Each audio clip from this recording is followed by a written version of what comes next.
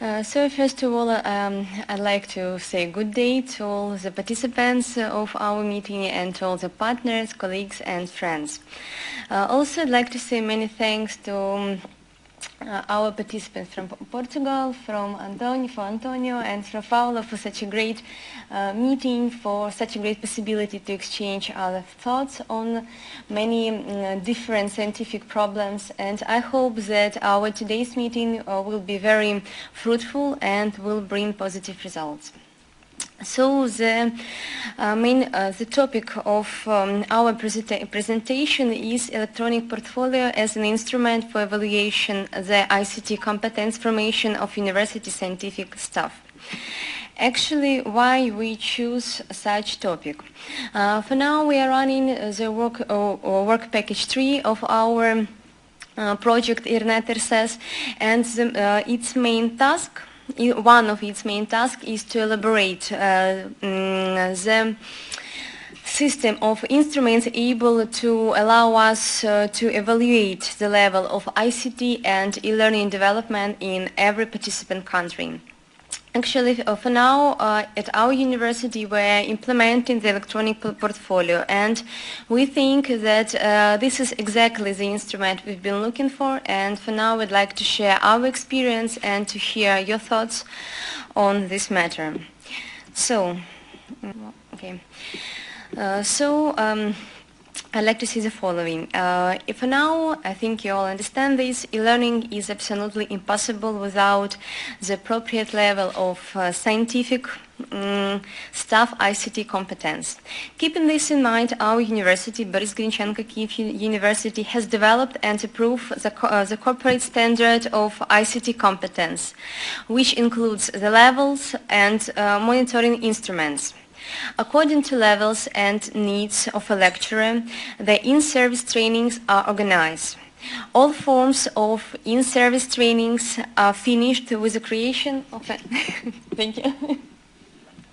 Are finished with the creation of some kind of component of a future e-portfolio and electronic environment.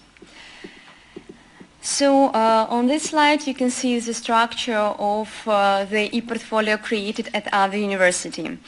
So you see that it contains of personal data, name, surname, previous experience, career, etc. Also, it includes scientific activities, mainly publication activity, I can say, and participation in a research project.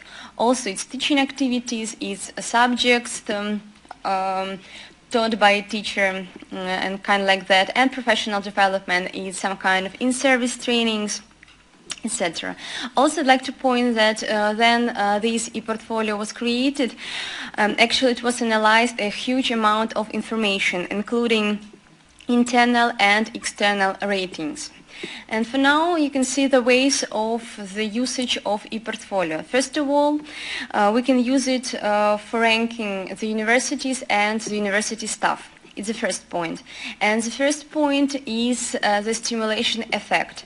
By using electronic portfolio, we can make our teachers to compete with each other and to show better results and to receive such high and better results. So actually the things that electronic portfolio can help to stimulate and present the lecturer at the electronic environment. Okay.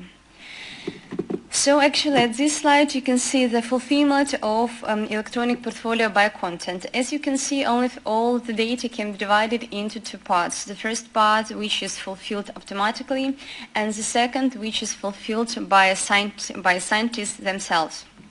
So automatically we're talking about our institutional repository, Google Academy and Moodle. At our university, obligatory, each lecture has to fill the institutional repository, which include articles, monographs, etc. Books are represented in Google Academy. Also, it is connected with e-courses and other activities in e-learning. Actually, I'd like to point that all of our e-courses are very carefully evaluated. This means that we're talking about their quality.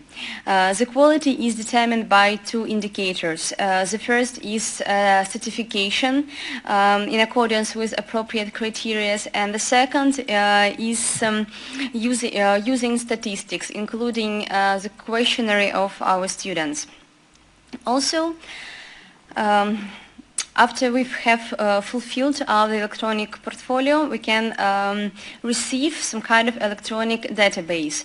This database will allow to do other things I've been talking about on the previous slide. It's staff ranking, wrappers, and dynamic changes.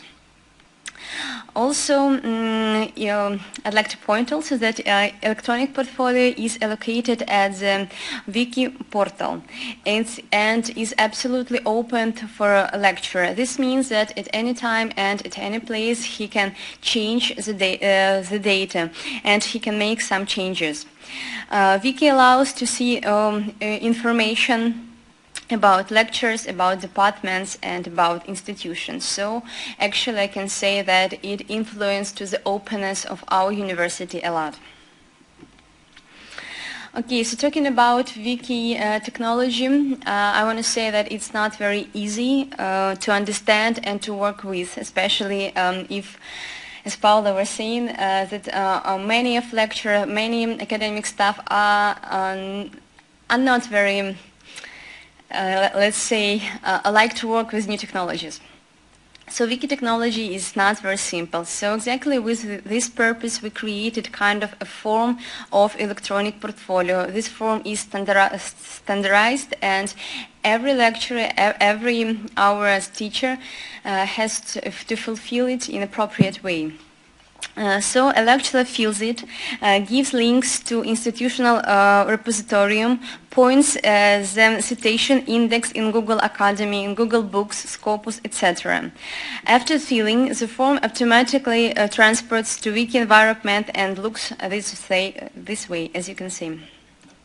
Okay. So all the data is transformed in quantitative indicators. They all have weight, and so this allow us to build some dynamic data and to see the statistics. Okay. And actually this is how it looks, which information we can see for the department data and institutional data. Okay, so thank you for your attention. We've got a brief presentation, but I think it has a great content. So if you have any question, we're absolutely open and happy to answer all of them. Thank you. Thank you, Olga. Thank you. It was a very concise and precise presentation. Thank you. If there is any question from the auditorium.